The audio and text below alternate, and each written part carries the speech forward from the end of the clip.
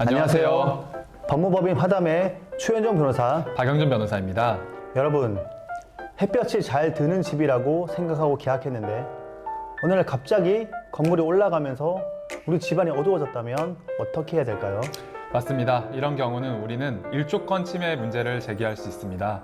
법적으로 일정 수준의 이상의 햇빛 차단이 발생하면 보상을 받을 수도 있습니다. 일조권이라는 용어가 다소 생소할 수 있는데 이건 어떤 내용의 권리인가요? 쉽게 말씀드리자면 햇빛을 확보할 수 있는 권리입니다. 햇빛은 살아가는데 꼭 필요한 자연 자원이고 누구도 다른 사람의 권리를 침해할 수 없는데요. 마지막에 지어진 고층 건물로 인해 기존에 햇빛을 잘 받고 있던 집이 못 받게 된다면 그로 인해 신체나 정신적으로 손해가 발생이 되고 부동산 가치도 떨어지는 재산권이 침해되는 문제가 발생하게 됩니다. 이런 것을 우리는 일조권 침해라고 부르고 법원에서도 판결로서 이 사건을 해결을 하고 있습니다. 그렇다면 법적으로 일조권 침해가 됐다 이렇게 인정되려면 어떤 기준이 필요할까요? 네, 주거 건물을 예를 들어서 설명을 드리자면 일조권 보장을 위해서 주거지역, 전용 주거지역이 있을 수도 있고 일반 주거지역이 있을 수 있겠죠. 그 주거지역 내 건축물은 건축 조례가 정하는 거리 이상을 뛰어서 건축을 해야 합니다. 예를 들어서 높이 9m 이하의 공동주택을 신축할 경우 인접 대지 경계선으로부터 1.5m 이상의 거리를 띄어서 건축을 하여야 하고 높이 9m를 초과하는 공동주택은 인접 대지 경계선으로부터 건축물 높이의 2분의 2 이상을 띄어야 합니다. 이러한 건축 법규상 위반 여부를 먼저 따져보셔야 하겠죠.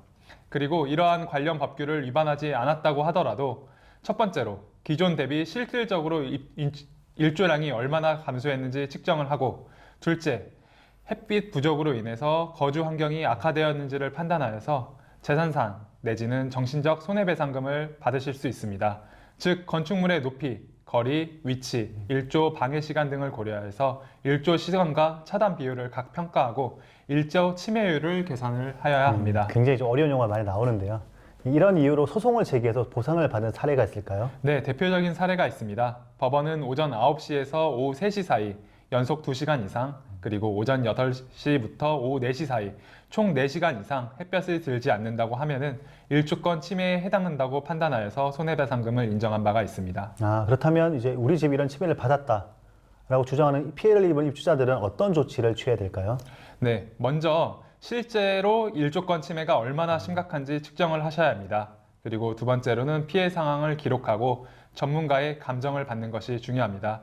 이러한 경우에 있어서 저희가 실제로 시뮬레이션을 돌리는 프로그램이 있습니다. 그 프로그램을 통해서 저희가 일조권 침해가 어느 정도 발생되었는지 그리고 그 피해량을 기준으로 해서 손해배상금이 얼마인지 도출을 할 수 있습니다.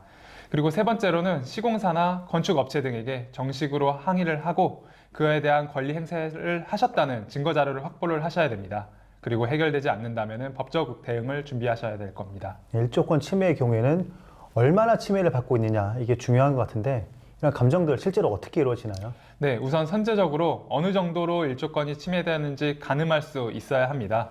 저희 법무법인에서는 일조권 침해할 수 있는 일조권을 침해되는 부분에 있어서 그거를 평가할 수 있는 전문가들과 함께 전문 장비 프로그램으로 일조권 침해 정도를 진단을 하고 이를 근거로 상대방에게 배상 합의를 진행하거나 합의를 되지 않는 경우 법원에 소송을 제기하여 손해배상금을 청구하고 있습니다. 일조권 소송 좀 복잡해 보이는데요. 네. 소송을 진행하면 기간 얼마나 걸릴까요? 그리고 승소 가능성은 얼마나 있을까요? 대개 1년 정도 소요가 되게 됩니다. 하지만 일조권 침해가 명확하고 피해가 입증될 수 있다면 승소 가능성이 아주 높을 뿐만 아니라 소송 진행 기간도 상당히 단축될 수 있습니다. 네, 일조권 문제를 고민하고 계신다면 가만히 있지 마시고 전문가와 상담해서 법적으로 대응하는 것이 중요합니다. 맞습니다. 피해를 입었다면 적극적으로 대응하시어 자신의 권리를 지키시길 바랍니다. 네, 오늘은 햇빛이 안 들어오는 집 그냥 참아야 하나요? 라는 주제로 일조권에 대해서 말씀드렸습니다. 여러분 감사합니다.